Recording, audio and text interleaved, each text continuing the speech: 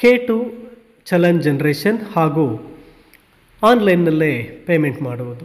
ಚಲನನ್ನು download ಮಾಡಿ ಬ್ಯಾಂಕ್ಗೆ ಹೋಗದೆ ಆನ್ಲೈನಲ್ಲೇ ಪೇಮೆಂಟ್ ಮಾಡಲು ಸಂಪೂರ್ಣವಾದ ವಿಡಿಯೋ. ಇಲ್ಲಿ K2 ಚಲನ್ ಸರ್ಚ್ ಮಾಡಿ K2 ಚಲನನ್ನು ಆನ್ ಮಾಡಿಕೊಂಡ ನಂತರ ಇಲ್ಲಿ ಪ್ರಥಮ ಹೆಸರು ಅಂತ ಬರುತ್ತೆ. ಈ ಪ್ರಥಮ ಹೆಸರಿಗೆ ಯಾರು ಚಲನನ್ನು ಕಟ್ತಾ ಇದ್ದಾರೆ ಅವರ ಹೆಸರನ್ನು ಇಲ್ಲಿ ಟೈಪ್ ಮಾಡ್ಕೋಬೇಕಾಗುತ್ತೆ. ಈ ಚಲನ್ ನಾನು ನೌಕರರ EGIS ಅಂದರೆ ಎಂಪ್ಲಾಯಿ ಗ್ರೂಪ್ ಇನ್ಶೂರೆನ್ಸನ್ನು ಕಟ್ತಾ ಇರ್ತಕ್ಕಂಥದ್ದು. ಇಲ್ಲಿ ನೌಕರರ ಹೆಸರನ್ನು ಟೈಪ್ ಮಾಡ್ಕೊಳ್ಬೇಕಾಗುತ್ತೆ. ನಂತರ ಮಧ್ಯದ ಹೆಸರಿದೆ, ಇಮೇಲ್ ಇದೆ, ಫೋನ್ ನಂಬರ್ ಇದೆ, ಅದು ಬೇಕಾಗಿಲ್ಲ. ಆದರೆ ನಾವು ಇಲ್ಲಿ ಪ್ರಥಮ ಹೆಸರು ಮತ್ತು ಕೊನೆಯ ಹೆಸರನ್ನು ಟೈಪ್ ಮಾಡಬೇಕು. ನಂತರ ವಿಳಾಸ, ಇಲ್ಲಿ GIS ಗ್ರೂಪ್ ಇನ್ಶೂರೆನ್ಸ್ ಸರ್ಕಾರಕ್ಕೆ ಕಟ್ತಾ ಇರ್ತಕ್ಕಂಥದ್ರಿಂದ ಇಲ್ಲಿ ಶಾಲಾ ವಿಳಾಸವನ್ನು ಇಲ್ಲಿ ನಾನು ಎಂಟರ್ ಮಾಡ್ತೇನೆ. ಇಲ್ಲಿ ವಿಳಾಸವನ್ನು ಕೊಟ್ಟ ನಂತರ ನಾವು ನೆಕ್ಸ್ಟ್ ಸ್ಟೆಪ್ಗೆ ವಿವರಗಳಿಗೆ ಬರಬೇಕಾಗತ್ತೆ. ಇಲ್ಲಿ ನೆಕ್ಸ್ಟ್ ಸ್ಟೆಪ್ ಬಂದಾಗ ಸೆಲೆಕ್ಟ್ ವರ್ಗ ಕ್ಯಾಟಗರಿ ಎಂದಾಗ ಗೌರ್ಮೆಂಟನ್ನು ಸೆಲೆಕ್ಟ್ ಮಾಡ್ತೇನೆ. ನಂತರ ಜಿಲ್ಲೆ ಲೋಡ್ ಮಾಡುತ್ತೆ, ಜಿಲ್ಲೆಯನ್ನು ಆಯ್ಕೆ ಮಾಡ್ಕೋಬೇಕಾಗುತ್ತೆ. ನೋಡಿ, ಇಲ್ಲಿ ಜಿಲ್ಲೆಯನ್ನು ಆಯ್ಕೆ ಮಾಡ್ಕೋಬೇಕಾಗುತ್ತೆ. ಇಲ್ಲಿ ಜಿಲ್ಲೆಯನ್ನು ಆಯ್ಕೆ ಮಾಡಿಕೊಂಡು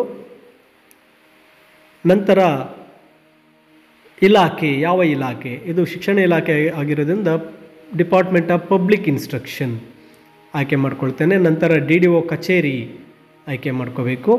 DDO ಕಚೇರಿ, ಆ ಒಂದು ಸರಿಯಾದ ಕಚೇರಿಯನ್ನು ಆಯ್ಕೆ ಮಾಡಿಕೊಂಡ ನಂತರ ಅಲ್ಲಿ DDO ಕೋಡ್ ಬರುತ್ತೆ, ಅದನ್ನ ಕನ್ಫರ್ಮ್ ಮಾಡ್ಕೋಬೇಕು. ನಂತರ ಏನು ಕಟ್ತಾ ಇದ್ದೀವಿ ಅಂದಾಗ ಇದು ಇನ್ಶೂರೆನ್ಸ್ ಫಂಡ್, ಇದು ಗ್ರೂಪ್ ಇನ್ಶೂರೆನ್ಸ್ ಆಗಿರೋದ್ರಿಂದ ಇನ್ಶೂರೆನ್ಸ್ ಫಂಡನ್ನು ಕಟ್ಟಬೇಕು. ಹಾಗೆ KJIDದು ನಾವೇನಾದರೂ ಕಟ್ಟಬೇಕಾದ್ರೂ ಸಹ ಇದನ್ನೇ ತೊಗೋಬೇಕಾಗುತ್ತೆ. ನೋಡಿ, ಇಲ್ಲಿ ಎಂಪ್ಲಾಯಿ ಗ್ರೂಪ್ ಇನ್ಶೂರೆನ್ಸ್ ಇದೆ, ಇನ್ಶೂರೆನ್ಸ್ ಫಂಡ್ ಇದೆ. ಇಲ್ಲಿ ಎಂಪ್ಲಾಯಿ ಗ್ರೂಪ್ ಇನ್ಶೂರೆನ್ಸನ್ನು ಸೆಲೆಕ್ಟ್ ಮಾಡ್ತೀನಿ. ಎಷ್ಟು ಅಮೌಂಟನ್ನು ನಾವು ಕಟ್ತಾ ಇದ್ದೇವೆ ಅದನ್ನು ಇಲ್ಲಿ ಟೈಪ್ ಮಾಡಿ ಸೇರಿಸು ಕ್ಲಿಕ್ ಮಾಡ್ಕೋಬೇಕು.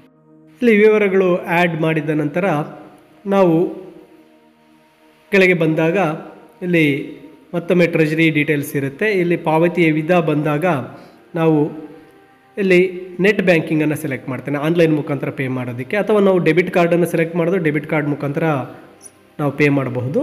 ಇಲ್ಲಿ SBI ಇ-ಪೇ ಸೆಲೆಕ್ಟ್ ಮಾಡಿದಾಗ ನಾವು UPI ಅಂದರೆ ಫೋನ್ಪೇ ಮುಖಾಂತರ ನಾವು ಕಟ್ಬೋದಾಗಿರುತ್ತೆ. ಇಲ್ಲಿ ಚೆಕ್ ಬಾಕ್ಸ್ಗಳನ್ನು ಡಿಕ್ಲರೇಷನನ್ನು ಕ್ಲಿಕ್ ಮಾಡಿ ಸಲ್ಲಿಸು, ಇಲ್ಲಿ ಸಬ್ಮಿಟನ್ನು ಕ್ಲಿಕ್ ಮಾಡಿದಾಗ ಚಲನ್ ಓಪನ್ ಆಗುತ್ತೆ. ಈ ಚಲನ್ ಒಮ್ಮೆ ನಾವು ಸಂಪೂರ್ಣವಾಗಿ ನೋಡಿಕೊಂಡು ನಂತರ ಕೆಳಗಡೆ ಇರತಕ್ಕಂತಹ ಕ್ಯಾಪ್ಚಾವನ್ನು ಎಂಟರ್ ಮಾಡಬೇಕು. ಈ ಕ್ಯಾಪ್ಚಾವನ್ನು ಎಂಟರ್ ಮಾಡಿ ನಂತರ